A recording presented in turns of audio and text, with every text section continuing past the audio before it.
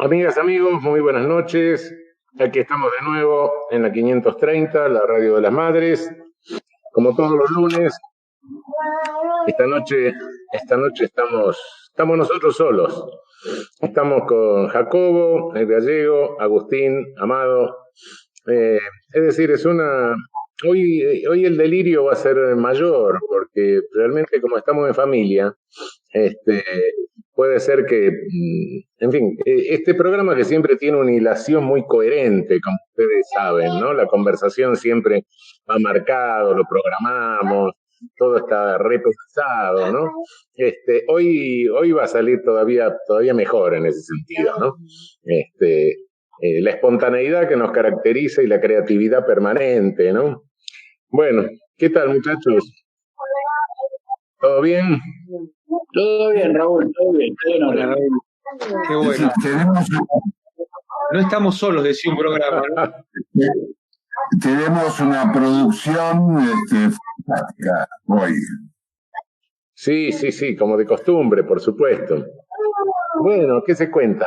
Seguimos en arresto domiciliario, cada uno cuidando las reglas de higiene, de policía sanitaria, en fin. Veo que no nos ha afectado psíquicamente, ¿no? Todavía, claro. No, los veo un poco peor, pero eso es normal. Es el mero paso del tiempo. Claro. Bueno, las afectaciones por ahora perceptibles. Sí, todo esto es reversible, no. Es decir, hay una cuestión de encerrarse en casa y hay, digamos, de dificultades de todo tipo, ¿no? Y sobre todo en los pendejos, ¿viste? En los chicos es una cosa que es altísimamente traumático. Obviamente que son medidas necesarias en función de la política de salud, del tema de la pandemia y demás. Y se comprende desde la cabeza, se comprende de la razón, ¿no? Porque todo está afectado. Las fechas privadas, íntimas, cumpleaños, en fin, contacto familiar, etcétera. Sí, yo creo que estamos en una situación, hoy lo venía pensando, digo, supongo que en la Segunda Guerra Mundial los que vivían en una ciudad de Europa en aquel momento tenían que pasar una situación análoga a la nuestra, ¿no? Yo tengo una experiencia personal en ese aspecto, que es que mi vieja vivía en Barcelona en la Guerra Civil Española. Mi viejo peleaba en el Frente Republicano a 300 kilómetros de Barcelona, donde estaba, te das cuenta, la avanzada, y mi vieja vivía en la ciudad, y era una situación bastante similar a esta. ¿Y dónde vivía tu vieja? ¿En el barrio chino? ¿Quién? ¿En el barrio chino? ¿Vivía en la Barcelona esa de calles angostas? No, vivíamos en la avenida con Boulevard en el centro, ¿cómo es que se llama? Avenida de Colón en la esquina, en la punta. Ah. Yo tengo una foto en el Monumento a Colón, parado al lado de mi vieja, había cumplido un año hacía poco. Sí. Es una cosa de loco, soy un personaje, tengo una mano en el bolsillo y cara de atorrante, ¿viste? En la foto. Pero mi vieja contaba eso, y aparte inclusive contaba cosas como, por ejemplo, cuando empiezan los bombardeos. Barcelona fue la primera ciudad civil bombardeada en la historia de la humanidad. Este es el tema, fue la primera ciudad civil bombardeada en la historia de la humanidad. Cuando empiezan los bombardeos suena la sirena y la gente tenía que salir corriendo a los refugios que estaban en los subterráneos, te das cuenta, etcétera. Moría más gente en la calle cuando iba corriendo hacia el refugio que la gente que se quedaba en la casa. Inclusive lo que hicieron fue simplificar el tema, se refugiaban en el sótano. Decían, en el peor de los casos, si pega una bomba en la casa, se derrumba, alguien nos va a sacar de acá abajo. ¿Se entiende cómo es el tema? Claro. Una situación muy psicótica. Sí, yo me acuerdo de haber recorrido el barrio chino y hablar que alguna gente conocida que vivía ahí de muchos años, y efectivamente había unos huecos que eran casas que habían desaparecido, ¿sí? Exactamente, sí, sí. Si alguna que otra bomba pegaba en el blanco. Sí. No estaban las bombas de ahora que están dirigidas por rayos láser, ¿viste? Y GPS y todas esas pelotudeces, que son un poco más precisas, pero bueno, era un bombardeo medio al bardo, ¿viste? Medio a tirar, a pegar. En el 55 tampoco, a tal punto que una bomba fue a dar en un ómnibus lleno de pibes, pero bueno. Exactamente, sí, sí. Sí. Al tumulto, al bardo. Lo que he notado, discúlpenme, voy a hacer un pequeño aporte de la conversación acá del grupo, es que si bien existe la pandemia, existe todos los condicionamientos de los que estábamos hablando recién, que planteó Jacobo y toda la historia, no se ha frenado la producción literaria de los integrantes de esta mesa.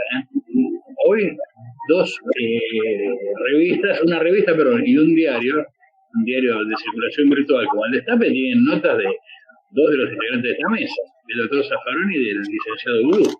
Vos lo que querés decir que es mejor que nos suelten porque entonces somos menos peligrosos. Claro, exactamente. Solo para nosotros.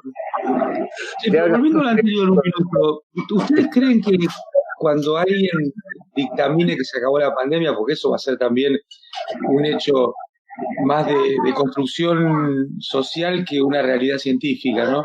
Hoy se acabó la pandemia. Estas cuestiones que ustedes marcaban, ¿va a haber un vuelco rápido a una vida de abrazos y besos? ¿Va a ser lento? ¿Va a haber más miedos y prevenciones que ganas de abrazarnos? ¿Cómo se imagina ese momento? Sí, creo que algo de eso va a haber, un poco de psicosis al respecto va a haber, Amado. Acordate del tema del SIDA, cuando el SIDA te das cuenta, digamos, se enseñorea, se modifica el comportamiento sexual de mucha gente en la Argentina. Empieza, te das cuenta, digamos, a tomar una serie de precauciones que antes no tomaba. Y se empiezan a institucionalizar esas precauciones, que antes no existían, evidentemente. El ejemplo más claro te das cuenta de la evolución de la venta de profilácticos, siguiéndolo te das cuenta a partir de los años. La dispara después del tema de que el SIDA pasa a ser una realidad tangible y concreta, instalada en la sociedad, es una cosa abismal. Abrumadora, el incremento. Sí, se modificaron algunas conductas. Pero ahora necesitaríamos un profiláctico grande que nos tape todo. Claro, como el de la película esa, La pistola desnuda, que era todo un gran profiláctico. Sí, Gallego, yo coincido con Seríamos fantasmas de látex. Claro, pero yo creo que va a ser un tema de oleadas. La primera oleada va a ser un salgamos todos y abracémonos todos, que se chocan los planetas. Y ante una segunda oleada vamos a empezar a tomar conciencia de que no es bueno salir tan rápido, no es bueno volver a la vieja normalidad tal cual estaba, y ahí, recién después de la segunda oleada, vamos a tomar la conciencia de la que habla el Gallego. Yo creo que va a ser Se dispara como un nuevo tema, quedó un gatillo nuevo. Vieron que cada tanto sale una noticia en algún país extraño que no conocemos, hay un virus que es peor que el COVID-19. Sí. Eso también es una cuestión que va a quedar latiendo, me parece, en las sociedades, ¿no? Claro, Amado, que viene. Y la realidad es que antes también salían esas noticias sensacionalistas. Salió un virus peor que el SARS, salió un virus peor que el MERS, pero la leían 3 locos, 2 atacados y 5 hipocondríacos, nada más. Ahora estamos todos pendientes, me pasa a mí, todos los días. 8-5 estoy esperando el reporte del Ministerio de Salud, y un ratito después el reporte de Norabar para ver cuántos contagiados hubo, cuántos recuperados, las curvas de evolución. Nos volvimos econometristas y especialistas en estadística de la pandemia. Inclusive, complementando lo que decía Jacobo, yo lo veo con los chicos. Mis hijos, que hace un mes estaban esperando de vuelta a la normalidad, hoy están un poco más asustados y ya no quieren volver a la normalidad que tenían. Y saben que no va a ser la misma normalidad. Con Minita pasa algo parecido. Minita le pregunta mucho a los padres, te das cuenta, digamos, acerca de cómo va a ser después, qué es lo que tiene que hacer, qué es lo que no tiene que hacer. Y Minita tiene 7 años, ¿viste? Este es el tema, le pega a los pibes. Un poco también el tema. Tenés razón, Agustín. Sí, y desde las preguntas más insólitas, Gallego. Mi hijo me preguntaba el otro día, pa, ¿y a la playa vamos a poder ir en verano? Y yo qué sé, digo, la verdad, no tenemos una respuesta. ¿y yo que iba a pileta? Me dice, ¿voy a poder volver a nadar en la pileta? Por ahora no. Por ahora no. Son todos interrogantes que se abren. Exactamente la misma pregunta le hizo mi nieta a los padres. ¿Voy a poder volver a nadar en la pileta? Sí, esa pregunta yo soy más grandecito y me la hago también, pero bueno. Claro, yo pensaba en vos cuando me la respondía. Claro. Sí. Hay toda esas noticias permanentemente sobre estos temas, ¿no? Uno recorre los diarios y noticias sobre las vacunas, sobre, digamos, hay toda una construcción mediática específica sobre este tema que digamos, pulula cotidianamente. Y suele haber noticias para depresivos, optimistas, digamos, ha tomado en alguna forma lo que entre nosotros eran las falsas noticias sobre el tema política, sobre el tema, lo ha tomado ahora a nivel mundial, porque, digamos, todo va girando si Trump se acerca o no se acerca con el tapabocas o con el barbijo, si Bolsonaro tal cosa. Hay toda una analización también sobre los temas de salud concretos, ¿no? Sí, Jacobo, ahora fíjate, haciendo un poquito referencia a lo que hablaba Amado en su nota, que diferenciaba las diferentes estrategias de los países en el COVID, yo este año le hice hacer a un grupo de alumnos míos un trabajo de contraste entre las políticas de COVID de los diferentes estados de América Latina, y a eso agregarle Estados Unidos y Canadá, pero lo que veíamos era que en los titulares de los diarios de aquellos países con gobiernos de derecha y con estrategias de contagio por rebaño, veíamos que los medios no reflejaban prácticamente información sobre el COVID en sus portadas. El mejor ejemplo es Chile. Si ustedes realizan un análisis de la tapa de los diarios de Chile, sobre todo durante los primeros 2 meses hasta el gran estallido de fines de junio, van a ver que no había prácticamente información sobre el COVID en los diarios. Totalmente distinto a Argentina, muy distinto a Brasil, muy distinto a Perú o a la propia Colombia. Y muy similar a lo que sucedió los primeros meses en Gran Bretaña. No había información sobre el coronavirus, era un tema más. Una cosa interesante que planteó el perro en la nota de hoy en Puente de la Luna es el tema de comparar el crecimiento de casos en la Ciudad Autónoma de Buenos Aires en relación a las movilizaciones que hubo. Porque hubo varias movilizaciones en la Ciudad de Buenos Aires. Y realmente demuestra estadísticamente que el pico de contagios se incrementa 10 días o 12 días después de cada una de las movilizaciones. Y es muy interesante porque es muy significativo el repunte de contagios. O sea, la ciudad hoy tiene una cantidad de infectados muy, pero muy importante en relación a la cantidad de habitantes que tiene. El índice es altísimo, el índice de la Ciudad de Buenos Aires. Y se dice que tenemos 2 contagiados por manzana, ¿no? Exactamente, sí señor. 2 contagiados por manzana. Y Flores sigue a la cabeza. Y Flores está bastante arriba, no sé si a la cabeza, pero está bastante arriba. Sí. Caballito, estamos salvados. Lo que pasa es que, digamos, es bastante arbitrario, porque uno pensaría que los contagios podrían estar en las zonas que más contacto pueden tener con digamos, con el turismo, con situaciones que vienen de otros países. Pero lo que pasa es que también hay una cuestión social de promiscuidad, en el sentido de convivencia, en el sentido de facilidad que tiene Flores que no tienen otros barrios, ¿no?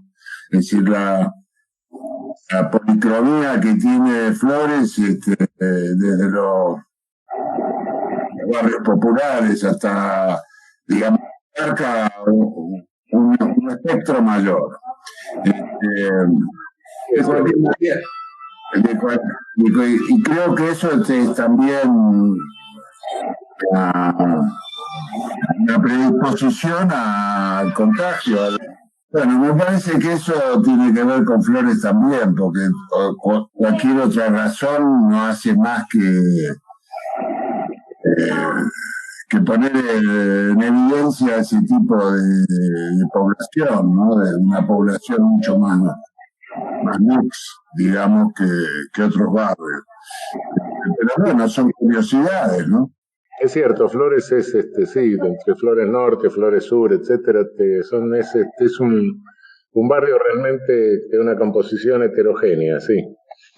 Es verdad. Está en la 1-11-14 en Flores. Claro, claro. Y está también la parte bacana de Flores. Realmente. Sí, por supuesto. Digo, es un barrio que tiene características tal vez más similares a algunos lugares del conurbano que otros barrios de capital.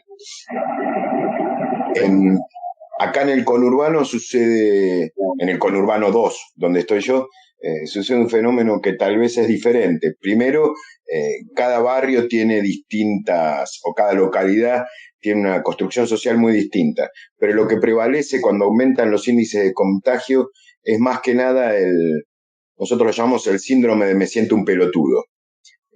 La gente sale a la calle por contagio porque es la única que no está saliendo. Tú dices, todos salen menos yo, que soy el único pelotudo que se queda. Empiezan a salir y así se entran a contagiar. Realmente, cuando empieza en la sociedad a transmitirse esa idea que el único que está respetando la cuarentena es uno y que todos lo están violando, todos van a visitar al amigo, a la pareja, a los padres, siguen saliendo todos y ahí es donde se masifican los contagios. Ahora, cuando reaparece la idea que el control volvió y que todo el mundo está dentro, bajan la tasa de contagios porque la gente deja de salir por efecto de demostración. El efecto me siento el pelotudo es efecto de demostración. Es como una profecía autocumplida. Exactamente. Como no quieren sentirse pelotudos, terminan actuando como pelotudos. Exactamente. Sí. ¿No será la actitud política de siempre de esta ciudad? Qué bueno. Sí, señor, muy bien. Qué bueno. Se refleja Quiero eso. quedar como un negro, entonces me reduzco a lo mínimo. Está regido por una ley que parecía la ley de propagación del rumor. Ustedes la conocen. Claro. Un grupo de gente empieza a dar cuenta con un tipo que le dice a otro: ¿vos sabés que fulanita me parece que está saliendo con menganito? Y cuando termina el recorrido, el rumor, la última, digamos, emisión del rumor es: fulanita salió con menganito, la embarazó, pero le hizo abortar. No sé si se entiende cómo es el tema. Porque cada uno le va incorporando algo más al rumor, le va poniendo un elemento más al rumor, como un ingrediente más a la ensalada. Entonces, acá pasa algo parecido, como decís vos, perfecto. Es el síndrome de me siento un pelotudo. ¿Cómo es el tema? De todo el mundo sale y yo no salgo. Hacen campeonato de pádel y yo sigo encerrado acá en mi casa. Festejan cumpleaños y yo me la sigo mirando el ombligo. Esta es la cuestión. Y genera un efecto de transmisión complicado. Que, digamos, es una especie de llamamiento a la indisciplina, realmente. Bueno, se verificó mucho el tema de los geriátricos y se verifica el tema en algunas atenciones médicas, el tema de ¿no? Y después hay una práctica médica, no sé, en el caso particular yo tenía un amigo que vino de España contagiado, un sanatorio de Punta acá en la ciudad de Buenos Aires. Tuvo internado, le dijeron que era una gripecina y a los 3 días buscó otro sanatorio y ya lo entubaron. Y al mes falleció. Incluso a Federico Canetti, y Raúl lo conoció.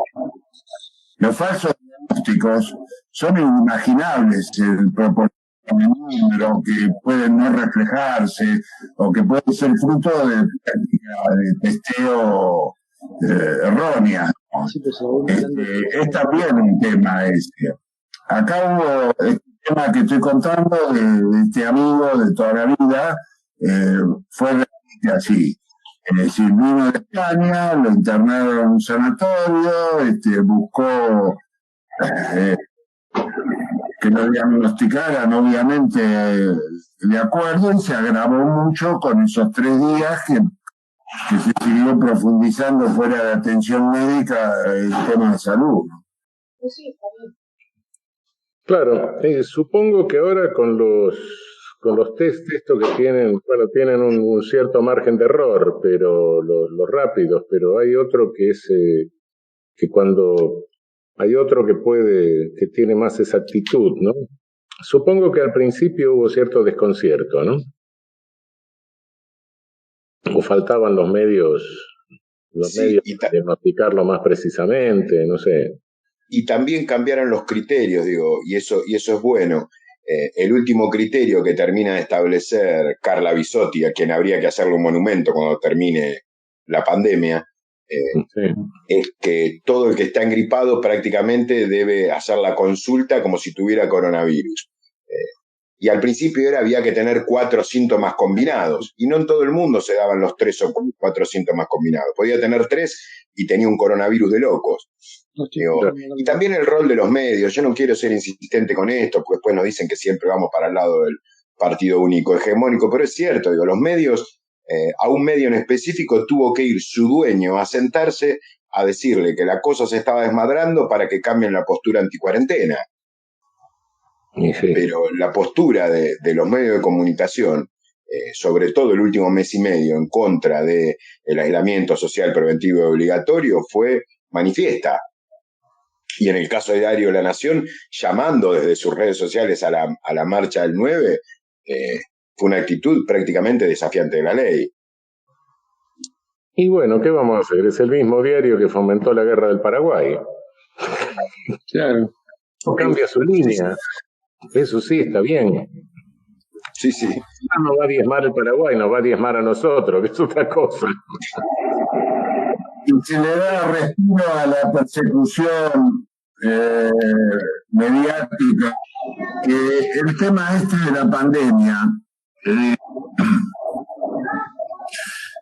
la portada de los diarios, en la operación mediática, desplazó de alguna forma la persecución política que hacían los grandes medios.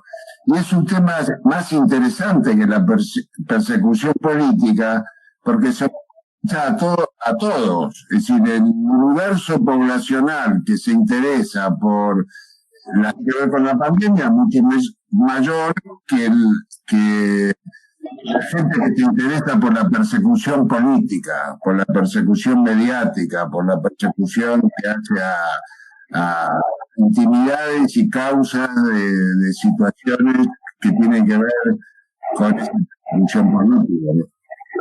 Es cierto, pero fíjate cómo se inventaron lo de alrededor de lo de Gutiérrez, ¿no? Toda una cosa que le espiralizaron muy fuerte, porque los medios concentrados daban por hecho que era un crimen político antes de arrancar. Sí. Sí. Bueno, ahora se han callado. Sí, bueno, fue muy Fue muy grosero. Muy grosero. Demasiado grosero. Demasiado grosero. Como fue grosero, como taparon los temas vinculados a la corrupción M, que ellos llaman denuncias K. No es corrupción M. Son denuncias K, porque siempre tiene que estar la K.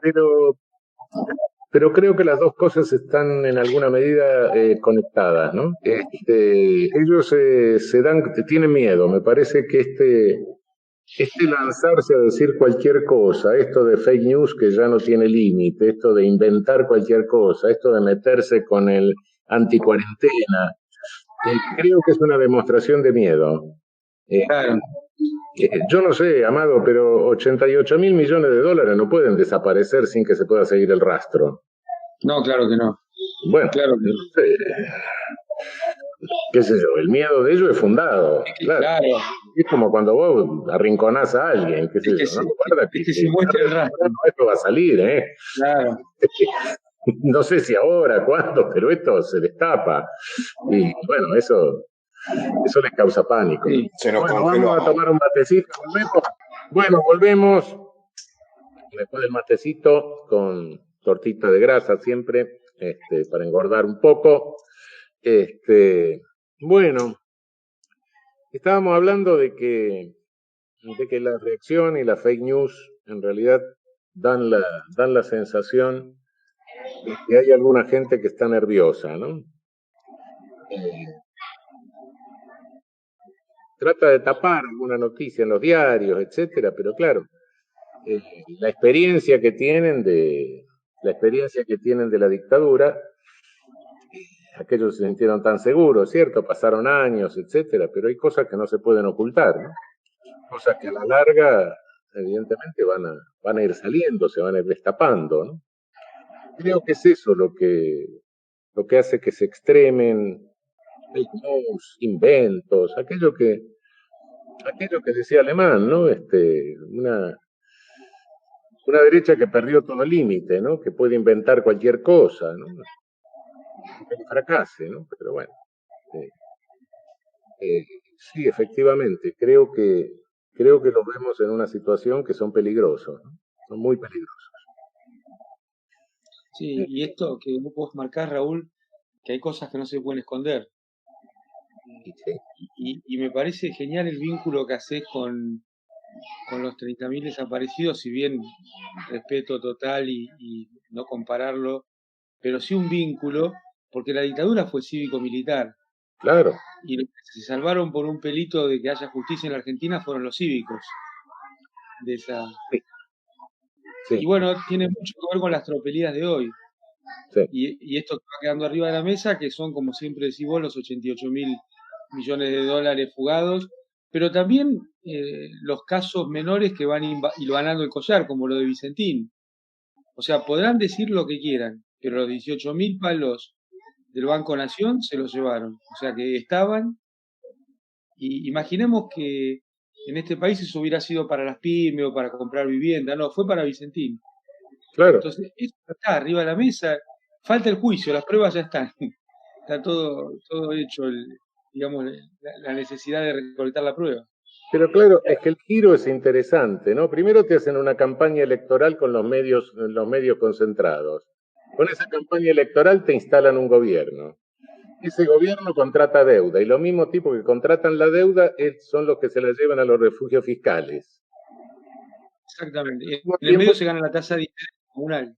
claro, y al mismo tiempo imponen los ajustes como condición que le ponen los que le prestan la guita para que hagan esa macro defraudación. Es bárbaro, ¿no? El círculo es verdaderamente diabólico, ¿no? Una papita. Sí, Bueno, lo Ahora, habían institucionalizado con la CFJP, sí, claro. que cuando uno lo leía decía, esto es una asociación ilícita, porque Sí, tal cual. a través de una ley, o mejor una organización criminal para entrar en el esquema zafaroniano. Y criminalidad organizada, organized crime, que le llaman. Me gusta más, sí.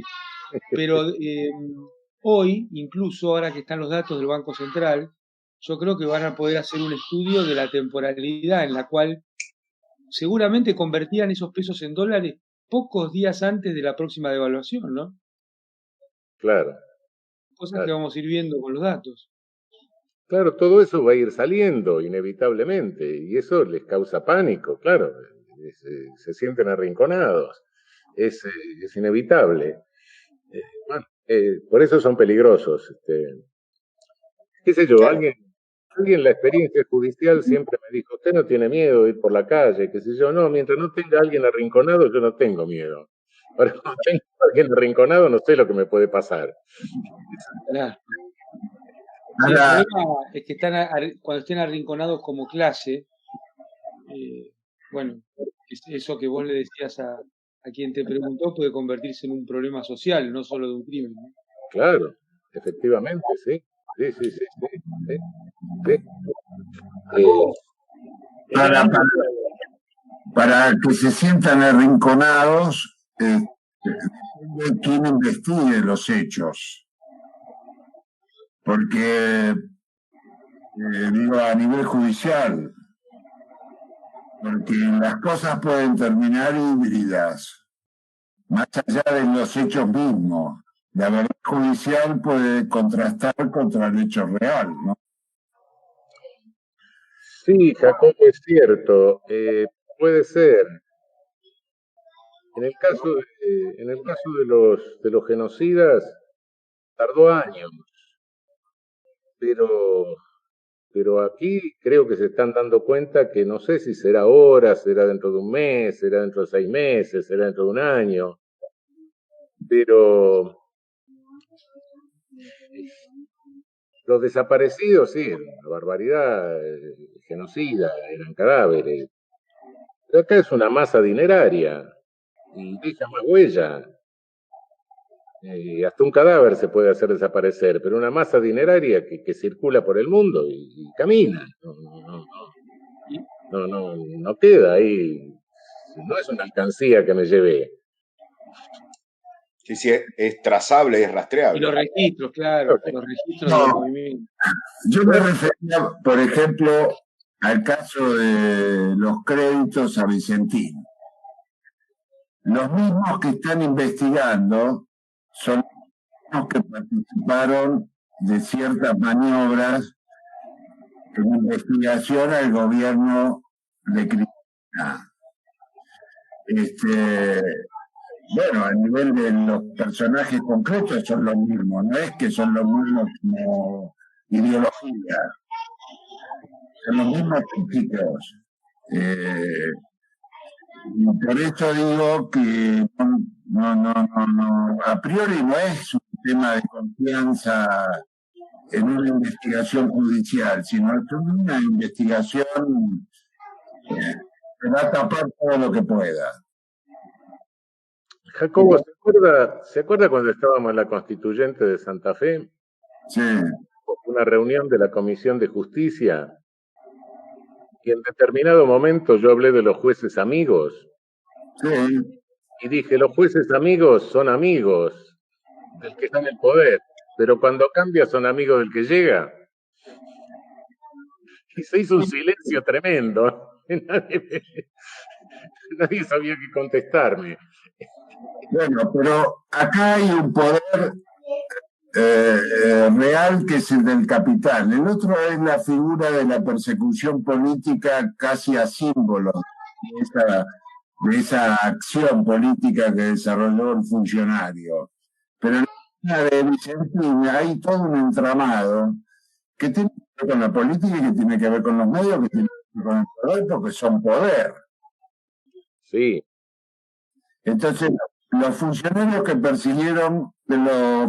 judiciales que persiguieron a funcionarios políticos, en realidad era totalmente inferior frente a la persecución de los dueños del capital y de las asociaciones mediáticas que tienen con este capital.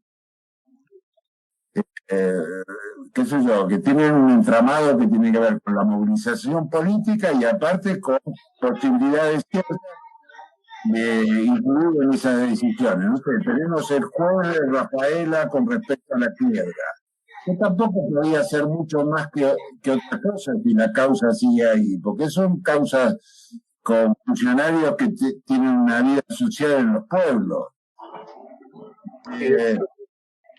Las presiones son diferentes. Sí, también lo eran de la otra manera. En el otro, con el caso de los genocidas también había cierta cosa. Sí. Que en algún momento le soltaron la mano, sí, es verdad. Pero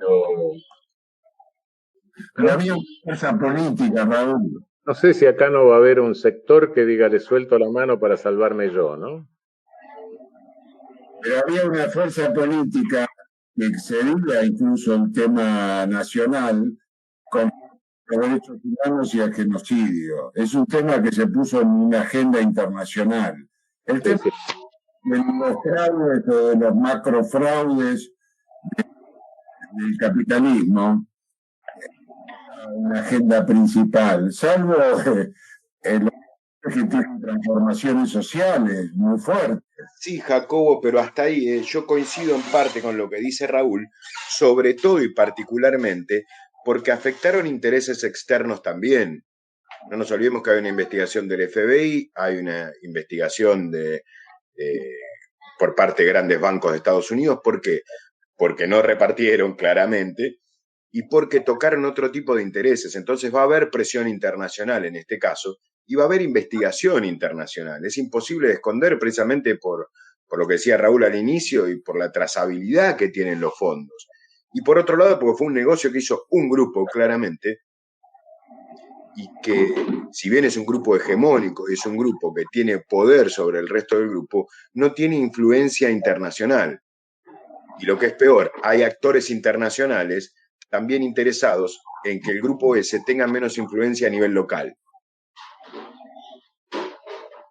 No nos olvidemos que atrás del negocio de Vicentín hay también muchos grupos del negocio verdadero de Vicentín, no del negociado. Hay grupos internacionales muy interesados, tanto el negocio portuario como el negocio de los granos. Bueno, una cosa va a pasar en la justicia comercial federal y otra cosa va a ser el desarrollo en la justicia penal federal y particularmente lo que se está investigando en Comodoro Pi. Hay dos momentos. El ruido mediático hace parar las cosas en estos temas. Tal cual. Y después buscar, a diferencia de la persecución política, que el ruido mediático justifica otras posturas y otro desarrollo. En el tema del capital, bueno, hay que esperar a que baje la ola. Y ahí se el mérito primero. Me parece a mí, qué sé yo. Por lo que vi, por lo que veo, está mucho más tranquilado y atado a los destinos económicos que los destinos de la persecución política. Sí, sí.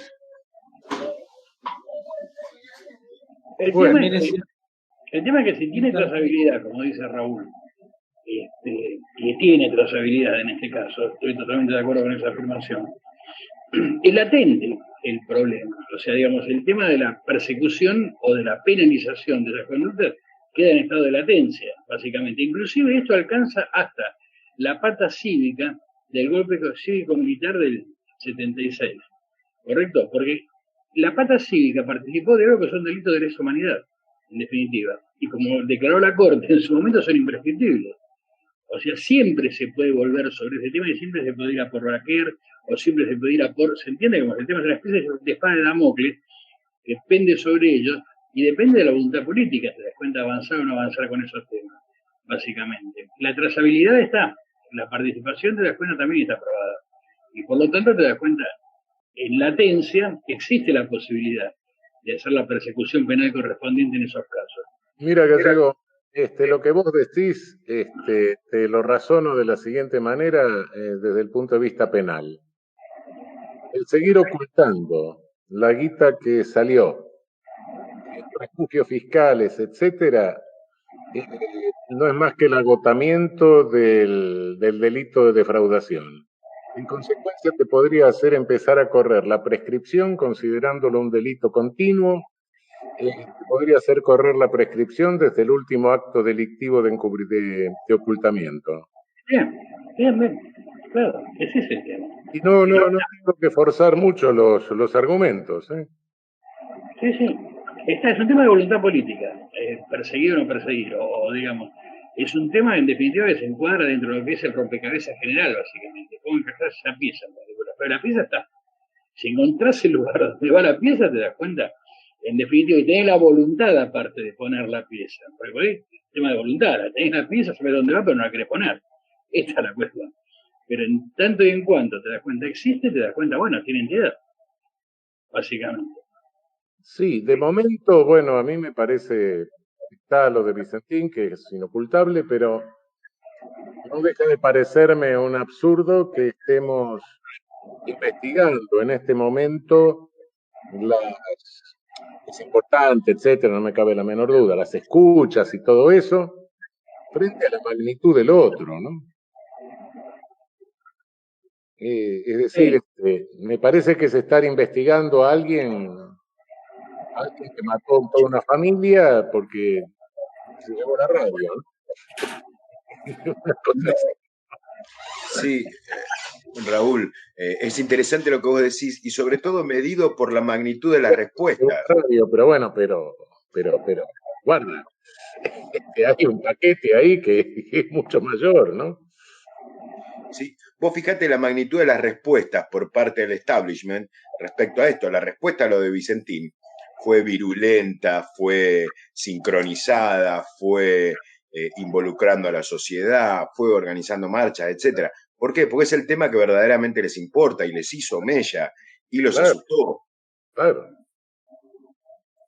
No lo otro fueron arrestos individuales de quienes se sintieron amenazados. Sí, ¿Cómo no lo va a asustar, Agustín, si son miles de millones de dólares que están en juego?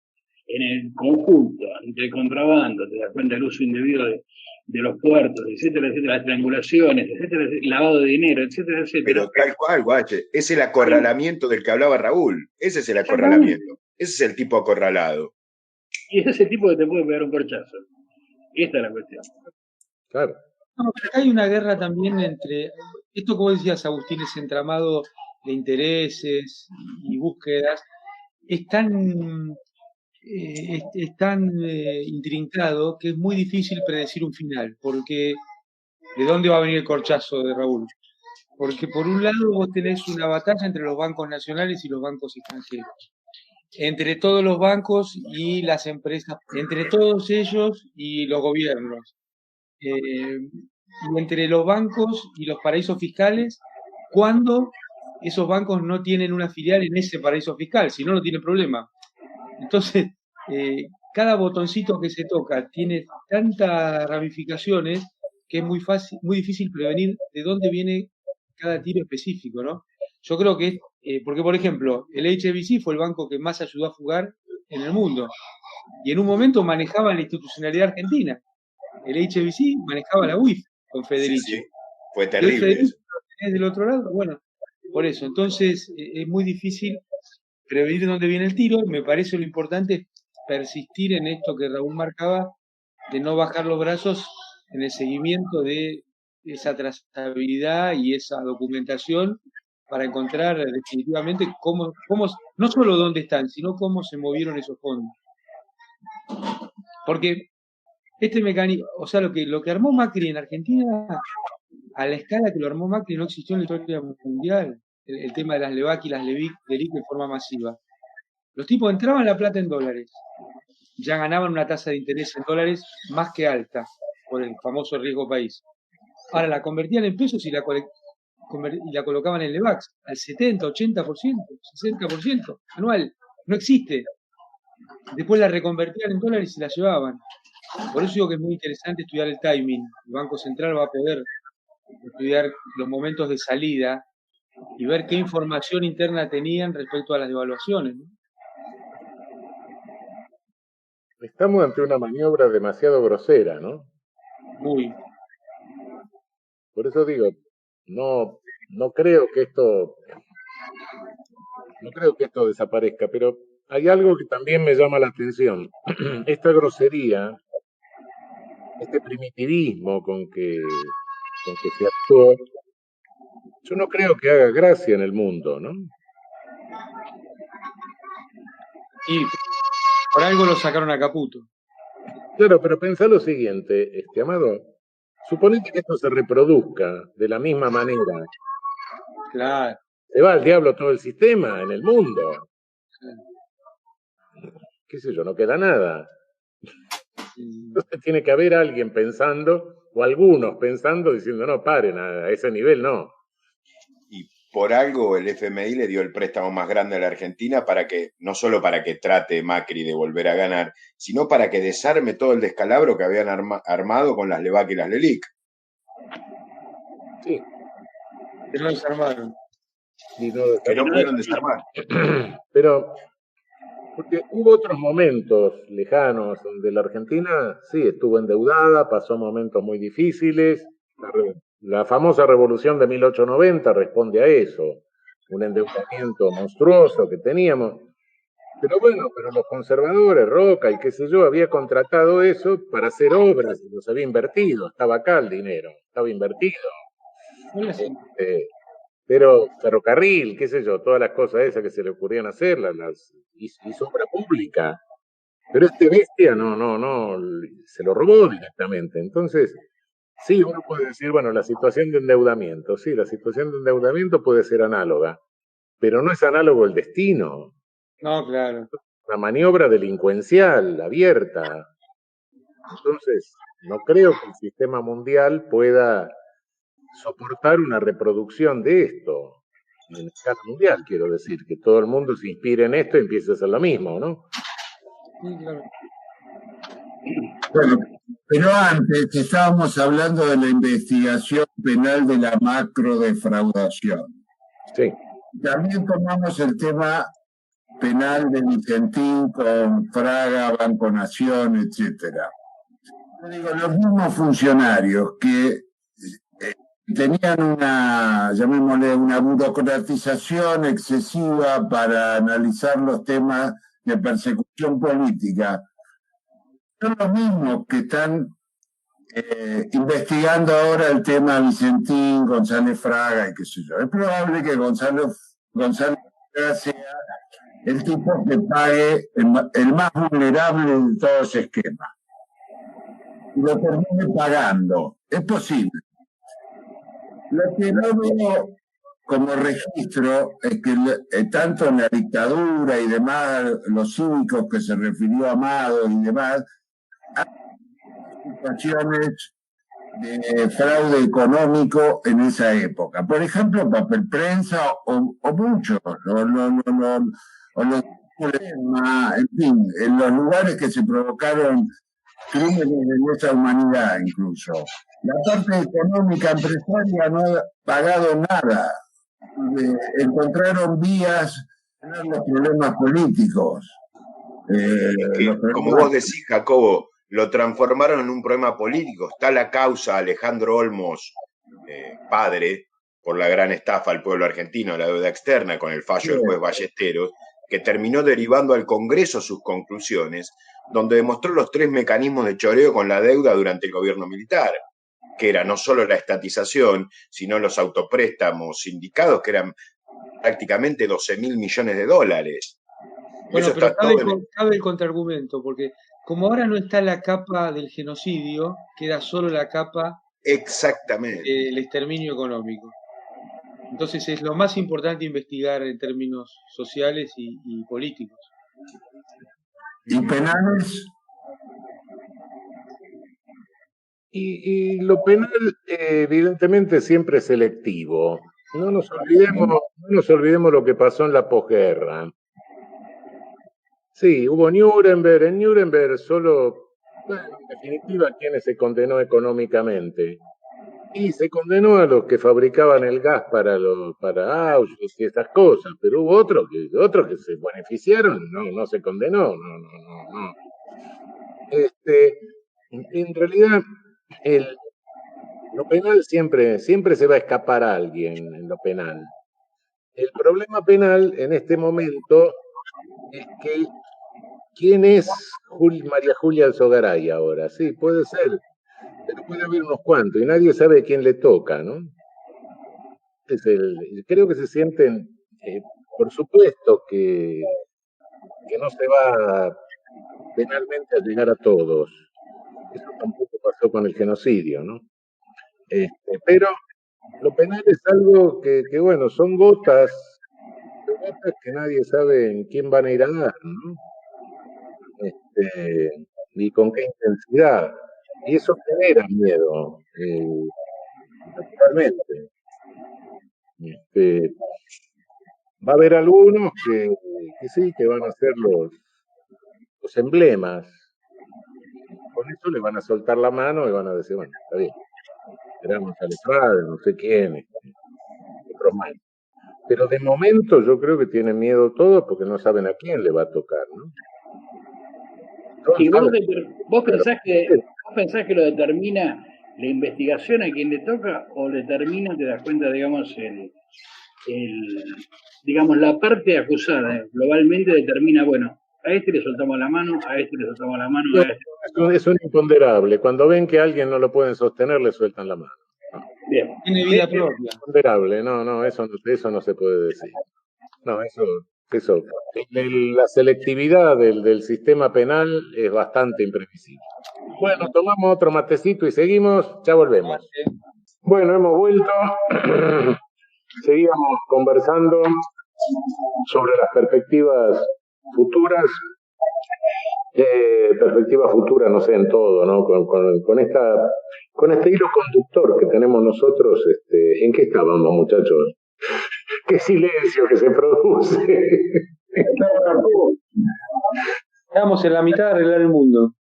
En eso andábamos. Somos fuertes para eso, lo arreglamos bárbaro, no. Tenemos solución para todo. El problema es ponerla en práctica.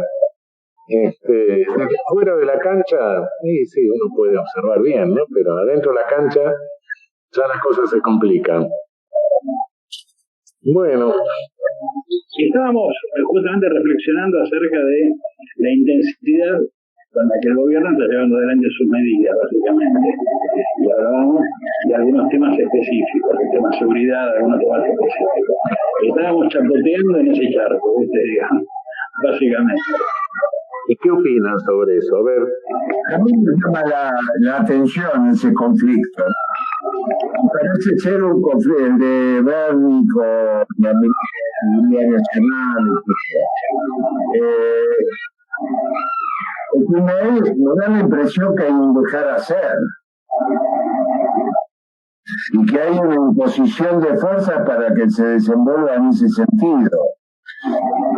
En otro orden, la falta de comunicación del gobierno y la defensa del gobierno en lo mediático. También me parece que hay una decisión en ese sentido. Que me parecen decisiones estratégicas sobre comunicación o me parecen prácticas sobre el tema de seguridad que están bancadas políticamente. Si no, me parece curioso y difícil que se puedan desenvolver, que esos roles puedan estar en primera plana.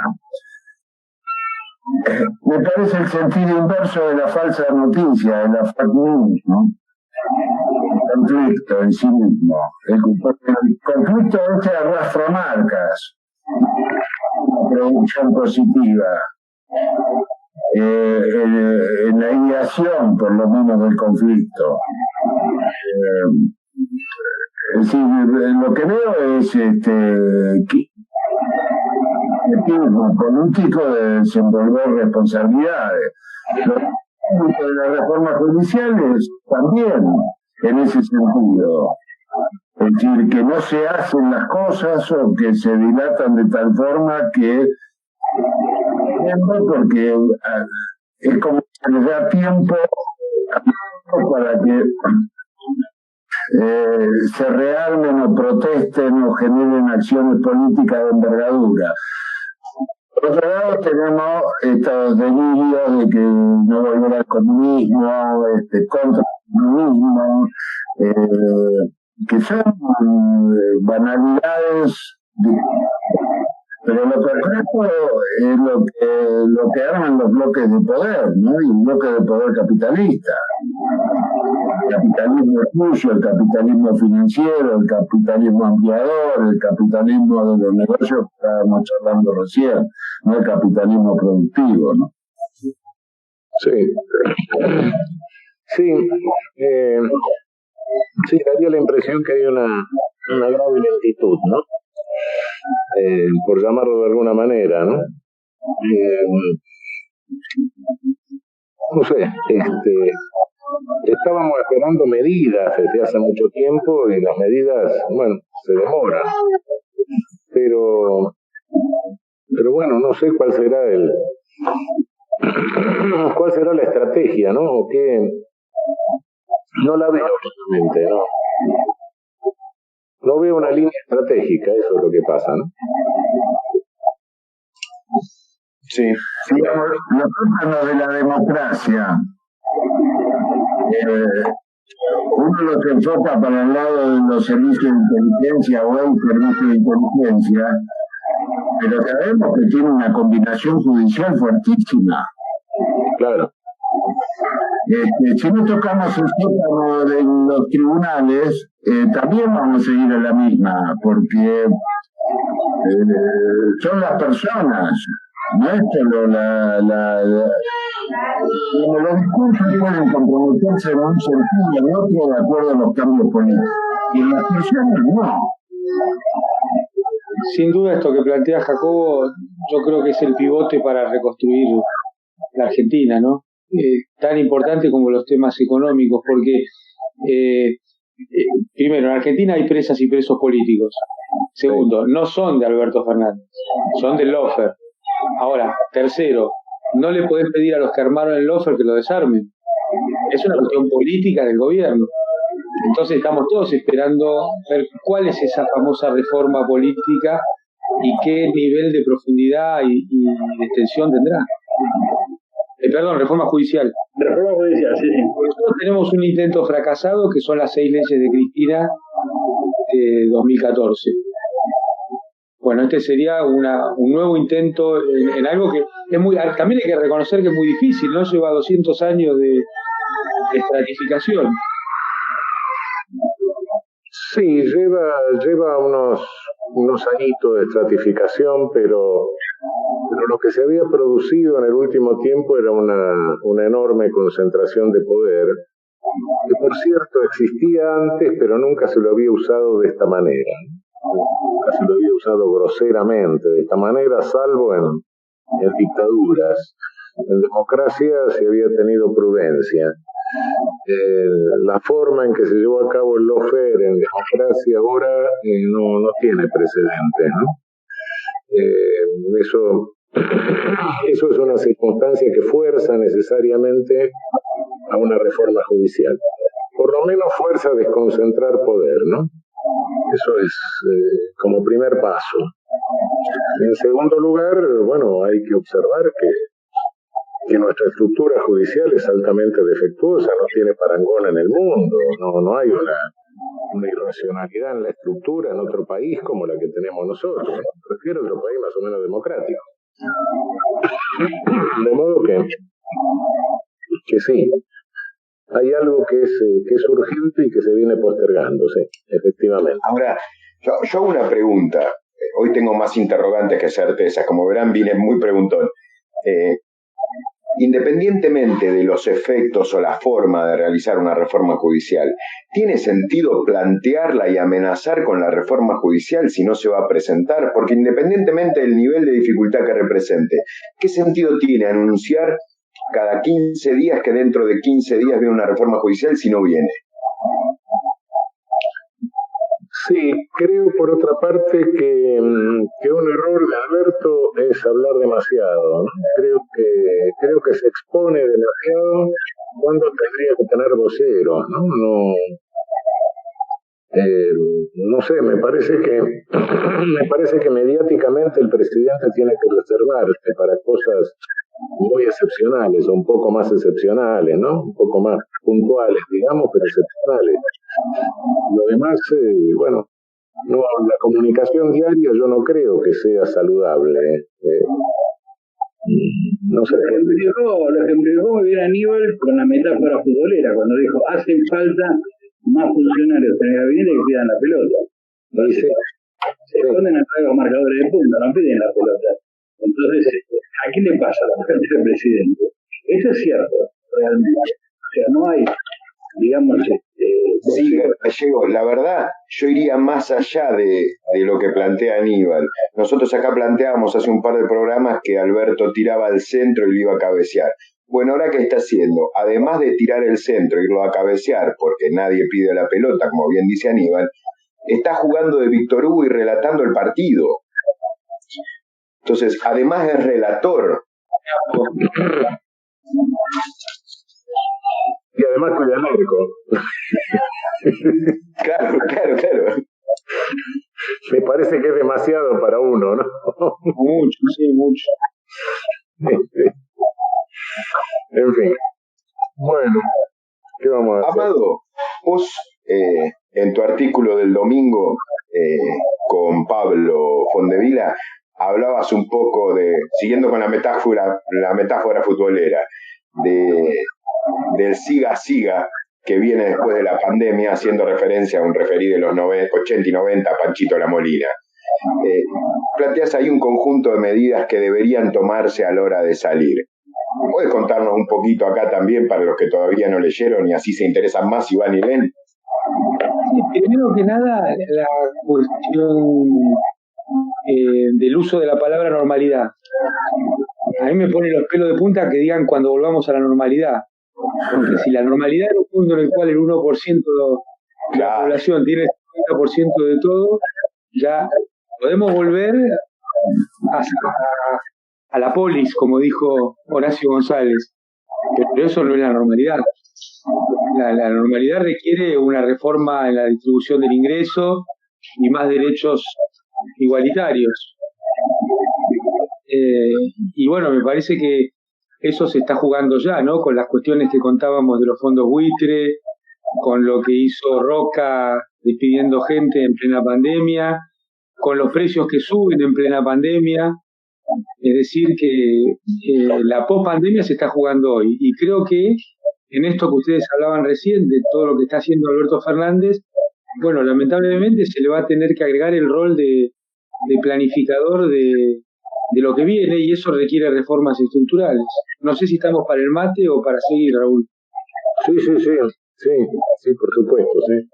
Yo pregunto algo. Es inconveniente siempre poner el carro delante de los caballos, ¿no es cierto? Es una cosa para delante de nosotros. Entonces, por ejemplo, la reforma judicial, que ha sido invocada acá en esta reunión, te das cuenta varias veces. La urgencia de la reforma judicial. Yo voy un poquito más allá, planteo que la reforma judicial es casi un prerequisito. ¿Se entiende? Claro. Si no haces la reforma judicial, hermano, estás viendo otro canal. Porque como muy bien dijo Jacobo, ¿quién va a juzgar? ¿Quién va a ejercer de la cuenta del Poder Jurisdiccional? Los jueces de siempre, básicamente. Es una estructura que es la estructura de siempre, la estructura de 5 ministros en la Corte, te das cuenta de la verticalidad del Poder Judicial y, por supuesto, la libertad de juego de los jueces federales, etcétera, etcétera, etcétera. Entonces, la reforma judicial es casi un prerequisito. Es casi poner los caballos adelante del carro. O ponemos los caballos adelante del carro o el carro no arranca. Hoy es un ejemplo concreto que es el caso Vicentín, de lo que vos estás diciendo. Vicentín. O sea, tuvimos el tema de la ley de medios. Y bueno, Raúl ahí como juez tuvo que seguramente debatirse, trajinar, discutir, pero eso se va viendo permanentemente. Ese fue porque fue el caso más rimbombante. Pero eso pasa todos los días en alguna quiebra, en algún concurso, en alguna cuestión en Comodoro Pi con algún banco. Entonces, es un prerequisito, yo no tengo duda. Cuando hablan de la República, bueno, ahí hay una arista, ¿no? Sí. Bien. Sí. Bueno, son consignas vacías, ¿no? Porque se implementan discursivamente, punto, nada más. En la acción política concreta siempre se responde a los intereses originarios, llamémosle. En decisiones mucho más. No sé, no le veo. La reforma judicial es muy importante en función de todos los elementos, llamémosle simbólicos, en gran medida que estamos charlando, porque incluso vos fíjate que la propia justificación del comunicado del PRO con relación a lo de Fabián Gutiérrez en una medida judicial, que es el cesamiento de Fabián Gutiérrez en la causa de los cuadernos. La declaración no dice que vio nada en concreto que pudiera ser de interés para la causa. No es un testigo, ellos hablaban de testigo, era un imputado, no era testigo, pero aparte se instrumenta de tal forma, porque esa verdad justifica todas las demás, es decir, la acción política, la idea de que tenía gravedad institucional, etcétera. Pero también volvemos al tema principal, que es el partido mediático. Sí. Son todas cosas que si vos no tocas alguna, no podés tocar ninguna. Y sobre todo la más importante, que es la cúspide de ese poder, porque hay, hasta en el tema de la deuda, es decir, cómo entran los grupos mediáticos o el grupo mediático en función de sus propios intereses. Entonces tampoco vas a aceptar una rebaja de la deuda si sos acreedor, a priori. ¿Por qué lo vas a hacer? En fin, por eso veo que hay problemas sin solución. El tema judicial es un tema atacable, porque de una u otra forma hay personajes que son indefendibles, aún para los mismos sectores mediáticos. Van a tratar de influir en otro sentido, en el sentido de la corrupción van a influir. ¿En qué sentido? En la corrupción que viven los grandes capitalistas en función de cómo operan en el ámbito judicial. Si vos haces eso no vas a modificar nada. Me parece mucho más lejos poderlo modificar, que es el tema de la manipulación, el tema mediático, el partido único, etcétera. Mucho más en el capitalismo, ¿no? Capitalismo con algunas reformas que se puedan tomar, pero en el tema judicial es un tema que se puede producir reformas que transformen las actividades más groseras. Sí, básicamente tiene razón Jacobo, creo, porque en el tema judicial la justicia no tiene una malísima imagen pública. Entonces eso sí facilita, por más que los medios hagan lo que quieran o quieran decir lo que quieran, no le pueden subir la imagen a esta administración de justicia. Eso es claro. En el público hay una tremenda desconfianza, hay una visión muy negativa, y eso sí, eso lo tendría que aprovechar. Tendría que aprovechar el gobierno en este momento para hacer algo racional, ¿no? Totalmente. Sí, pero no se puede transformar, si te das cuenta, digamos, en el segundo semestre de Macri. Este es el tema. Como dijo muy bien Agustín en un momento, no puedes decir cada semana, dentro de 15 días, se envía la reforma judicial al Congreso. Y a los 15 días volver a repetir, dentro de 15 días, etcétera, etcétera, etcétera. No hay ninguna justificación, claramente. Sobre todo con el Congreso esperándola, como nos decía Parrilli la semana pasada, que en el Senado están esperando listos para debatir la reforma judicial.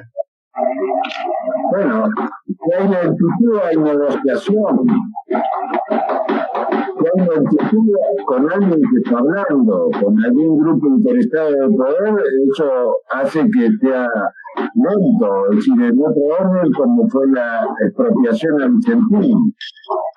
Fue tan lento, que posibilitó rearmar cosas y tirar esas consignas contra la propiedad privada. Bueno, el discurso de Macri el otro día, ¿no? Un reportaje con el hijo de Vargas Llosa, donde habla de la propiedad privada, en fin, habla como si fuese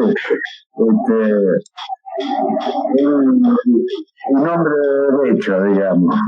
Sí, Jaco, ahora hay un problema en Argentina. El tirapostismo tiene una nueva variante que es el tirafechismo.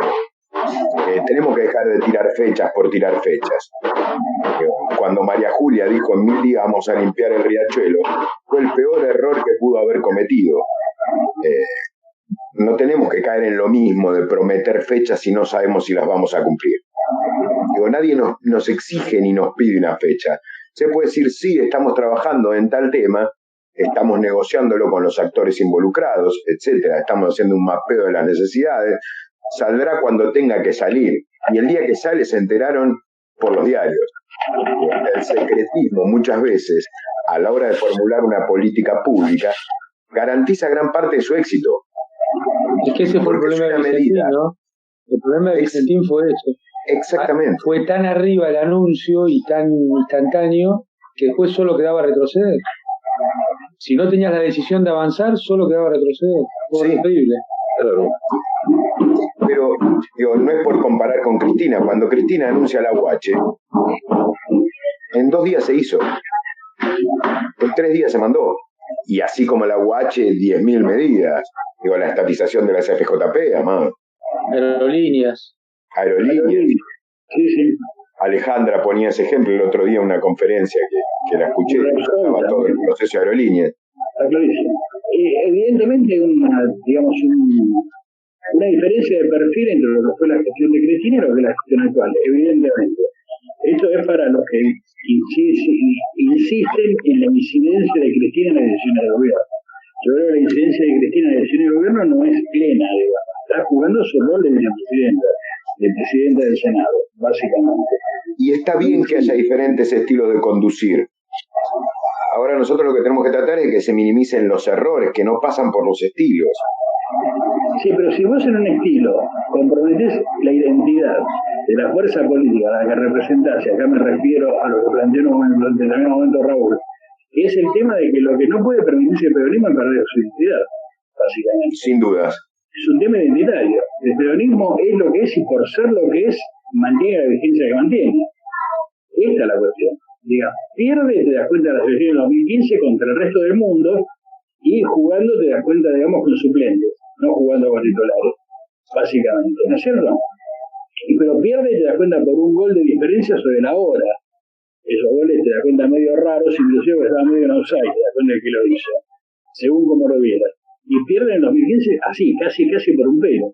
Y recupera el poder en el 2019, claramente, te das cuenta de una elección muy, pero muy clara, con 4 años de gobierno, digamos, en un sistema que tiende, te das cuenta, digamos, a premiar al gobierno que está en el, digamos, el tema de la reelección de Macri lo daban por hecho. Por eso mandaron muchas las cagadas que se mandaron, porque pensaron que ganaban en el 2019. Esta es la cuestión. El peronismo se levanta, se une y te das cuenta y gana la elección. O sea, demuestra la vigencia que tiene como movimiento. Y no lo gana con consignas tibias, la gana con consignas fuertes. O sea, las consignas de la campaña, te das cuenta, digamos, fueron fuertes, definiciones fuertes con respecto a muchos temas. Y ahora en la práctica te das cuenta, está perdiendo legitimidad de ejercicio. Este es el tema. Cuando tiene la legitimidad de origen, y generalmente es al revés. Generalmente tenés ahora una legitimidad de origen medio floja, como tuvo Néstor en el 2003, te das cuenta y ganás en la legitimidad de ejercicio. O sea, te haces fuerte en el ejercicio del poder. Ese es un sello bien peronista. Bien identitario, lo que decía Raúl. No podemos perder la identidad. Bueno, nos vamos a otro corte, un ratito, un cafecito.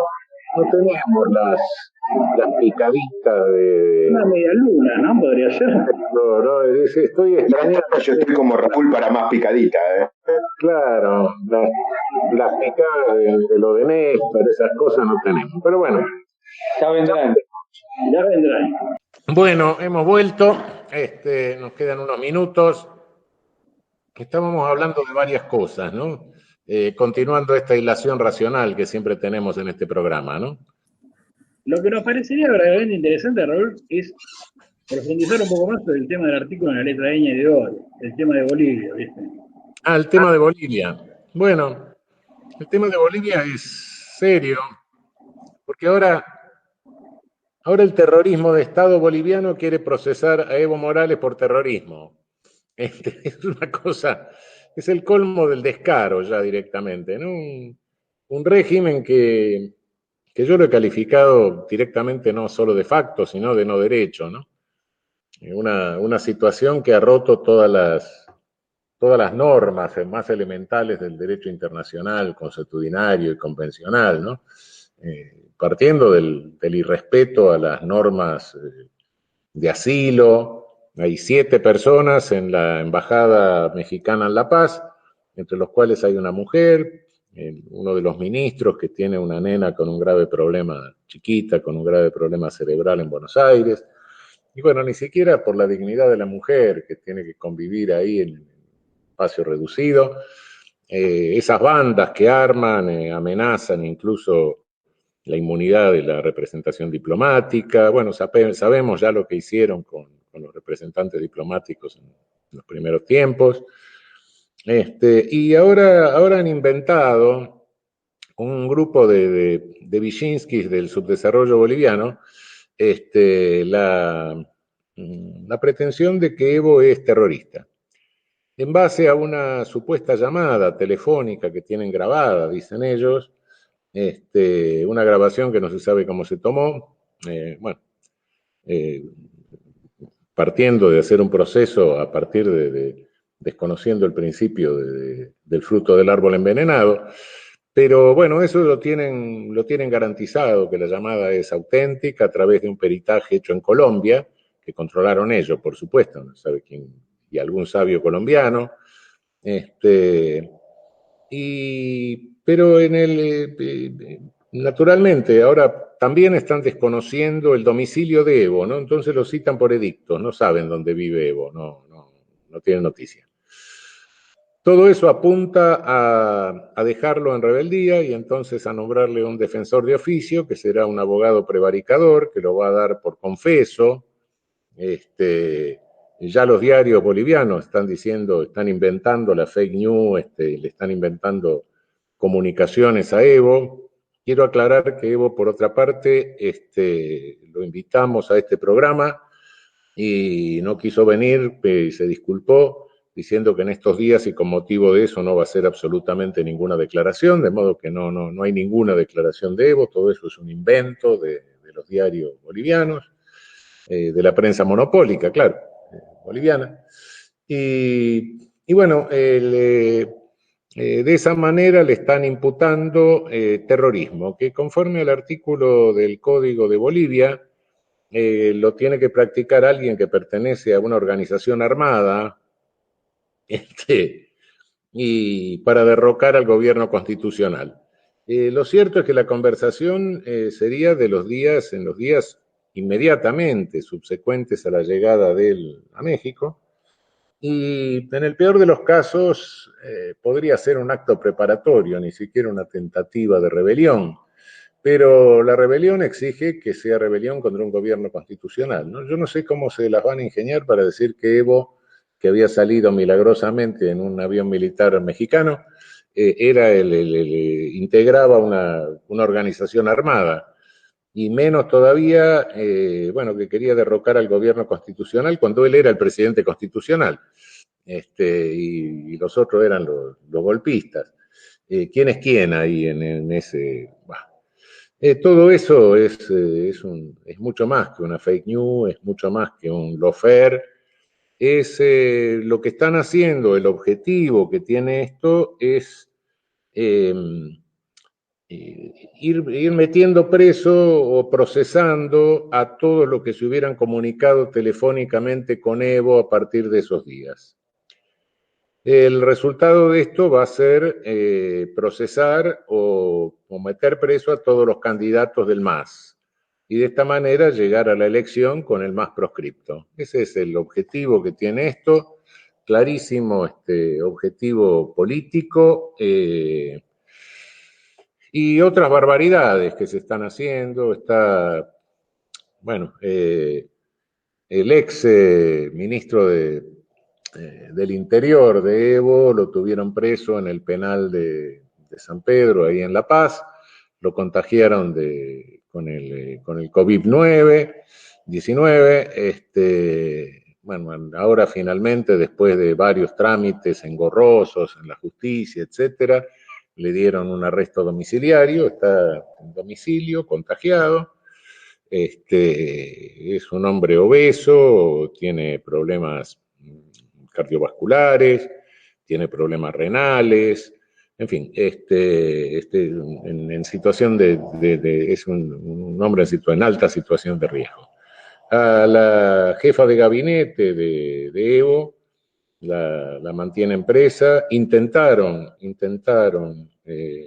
contagiarla con el virus, la tuvieron varias horas con una persona contagiada, le hicieron perder el embarazo, una serie de barbaridades de esa naturaleza. Y finalmente, todo esto que a quienes llamamos la atención sobre lo que está haciendo el régimen de no derecho de Bolivia, se podría decir que lo hacemos por simpatías populistas y esas cosas. Bueno, sí, es cierto.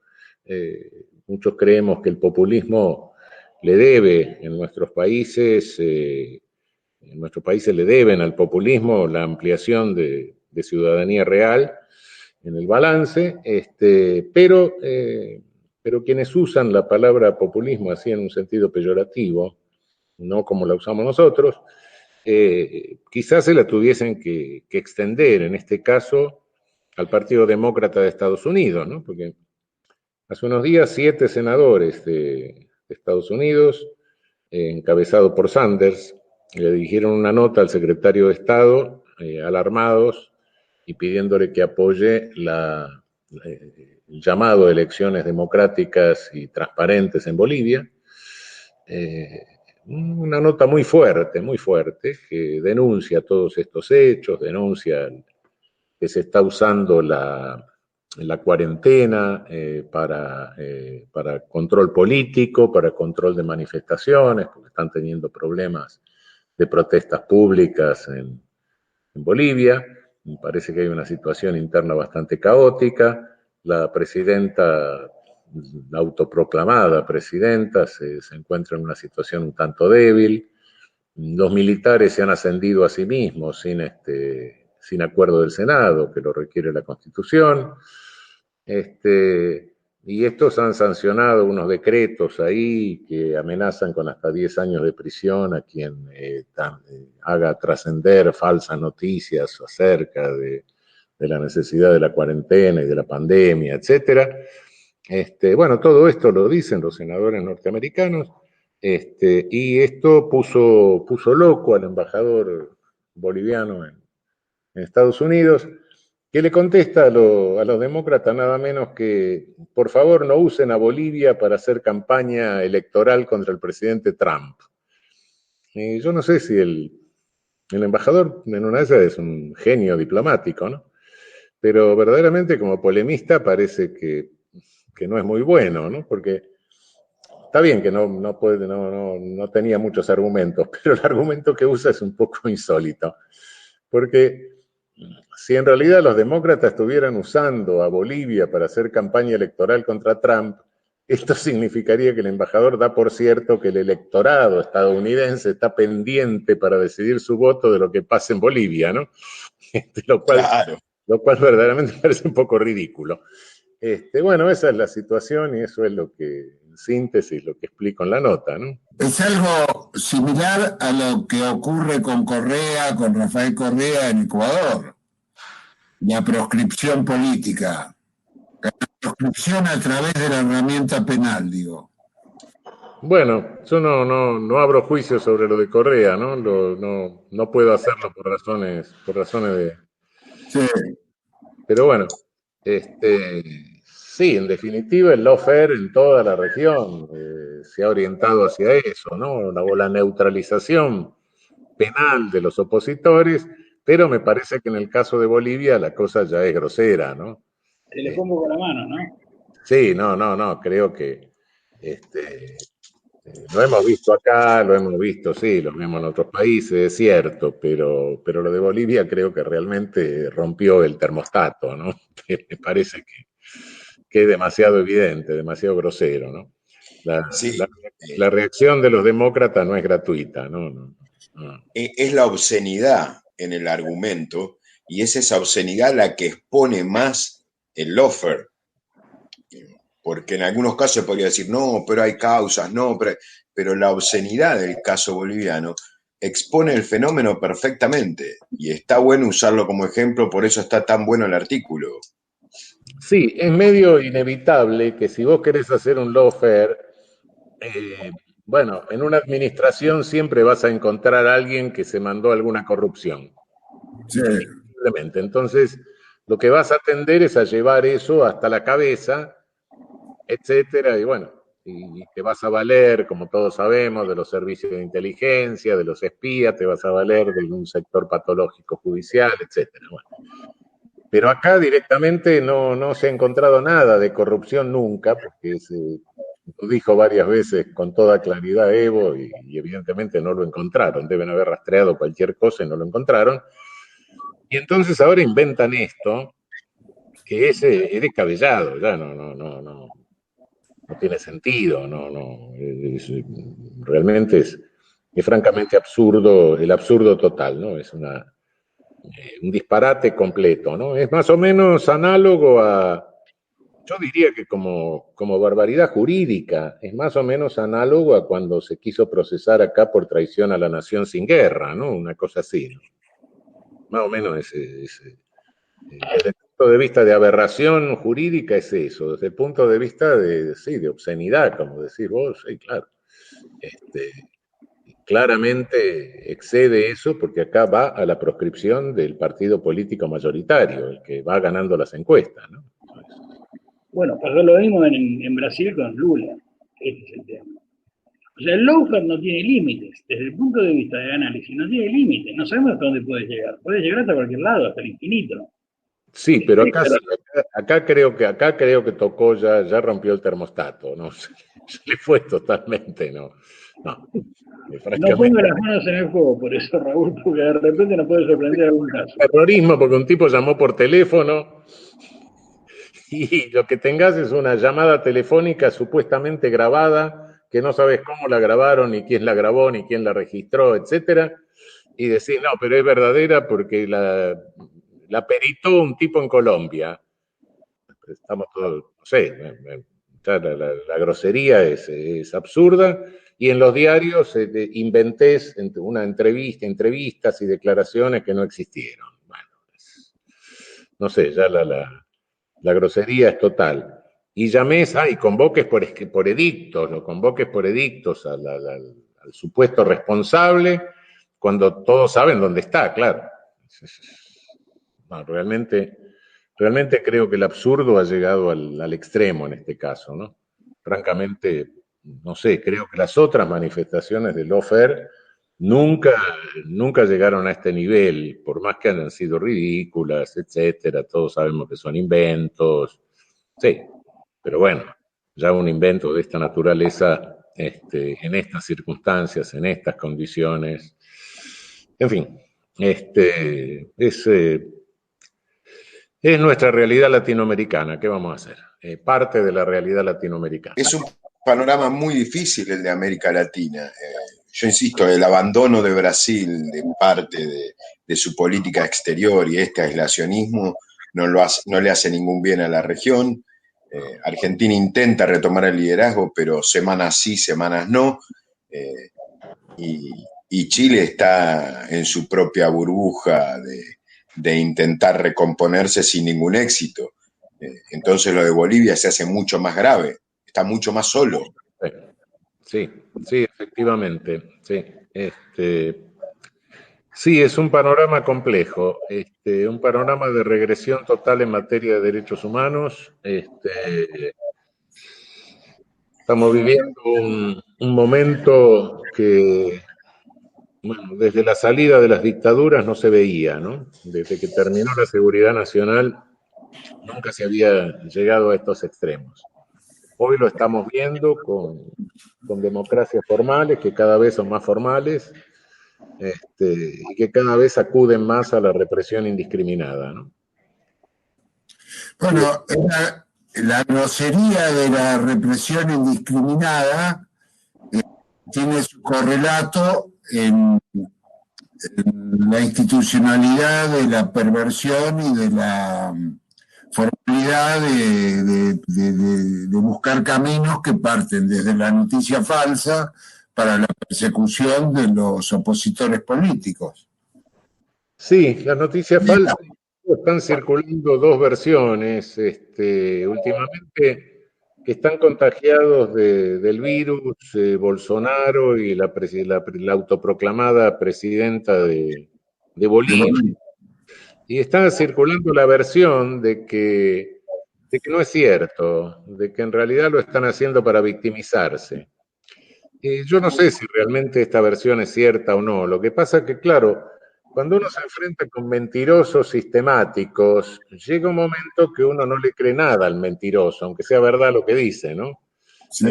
Bueno, está circulando esto incluso, está circulando esta versión, ¿no? La fábula del pastorcito. Sí, exactamente, sí. Esto está en el ambiente, circula en algunos medios periodísticos, etcétera. No sé si será cierto, pero el resultado es que, claro, ¿quién le va a creer ahora cualquier cosa que digan, no? Y cualquier cosa, cuando la fake news se repite, se repite, se repite, se repite, y bueno, llega un momento dado que uno no cree nada. Por eso que hay ciertos medios que le dan, que dan por cierta esta versión de la falsedad de estos padecimientos, etcétera. En fin, hemos llegado acá, creo que se ha llegado al momento en que sí es cierto que se desfondó la realidad, ¿no? Han inventado tanto la realidad que se desfondó. Hace tiempo que algún filósofo francés habla de eso, de que se desfondó la realidad, pero creo que nunca como en América Latina en este momento, ¿no? Sí, sí. Se rascó tanto el fondo de la olla que la agujerearon. Agujerearon, exactamente. Ese es el problema. La consecuencia típica de rascar el fondo de la olla. Claro, claro. O agujerear la cáscara de la naranja cuando se hace jugo. Claro. Claro. Sí, sí. La quieren exprimir tanto que la terminan agujereando. Bueno, sí, pero creo que la situación de Bolivia es particularmente, qué sé yo, si no fuera dramática, es ridícula, ¿no? Mueve risa realmente las cosas que se hacen, el intervencionismo descarado que hay ahí, el objetivo del golpe de apoderarse del litio, de recursos naturales, en fin, estas bandas armadas que han armado, que han montado. Hay problemas en Cochabamba con reclamos de alimentos, de disminución de presión impositiva. Bueno, hasta ahora la respuesta han sido amenazas de que le van a cortar el agua al sur de Cochabamba. En fin, la situación interna es una situación compleja, y bueno, la respuesta que se va encontrando frente a la pérdida de prestigio, del poco prestigio que tenía este régimen de no derecho, es esta hora de inventarle esto a Evo, ¿no? Por otra parte, la mandante, porque no es mandataria, sino mandante, prometió al principio que no iba a ser candidata y ahora se proclama candidata, ¿no? Bueno, sí. Vemos todo este tipo de manejos, realmente sí, creo que sí, hemos visto en América Latina y estamos viendo y nosotros hemos sufrido cosas parecidas, pero creo que esto ha roto verdaderamente todo límite, ¿no? En fin. Había una fecha propuesta para el tema electoral que el 9 de septiembre. El 9 de septiembre. Lo querían dilatar, la mandante lo quería dilatar en función de la pandemia. Sí. Lo quería postergar. Sí. Sí, pero la situación se le está complicando internamente. Esto del ascenso de los militares que se autoascendieron sin acuerdo del Senado es un desafío para ella. Y bueno, ahora creo que estaría dudando sobre si retrasarlo, ¿no?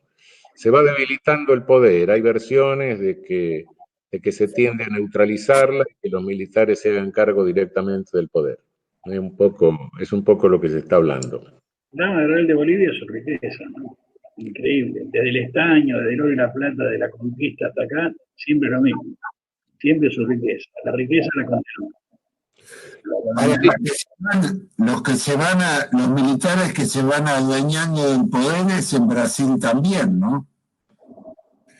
Ministro que sale reemplazado por un militar directamente, no por un cuadro que responda a los militares, sino por un militar para tomar gestiones, que sea el ministro de Salud Pública, etc. Sí, efectivamente. Eso estamos viendo. Es decir, las democracias nuestras se van volviendo cada vez más formales. Esa es la realidad. Más poliarquías y menos democracia. Sí. Las típicas poliarquías de forma y no de fondo. Sí. Bueno, creo que estamos en tiempo. como de costumbre, hemos mantenido una hilación coherente a lo largo de todo este programa. Bueno, pero no ha salido tan mal. Bueno, creo que como siempre le mandamos un abrazo a Milagro y a todos los presos políticos. Y bueno, nos despedimos hasta el próximo lunes. Hasta el lunes, nos volvemos a ver el próximo lunes a esta misma hora acá en la Radio de las Madres, en Trastienda. Y muy buena semana. Chau. Buena semana. Buenas noches. Chao, chao.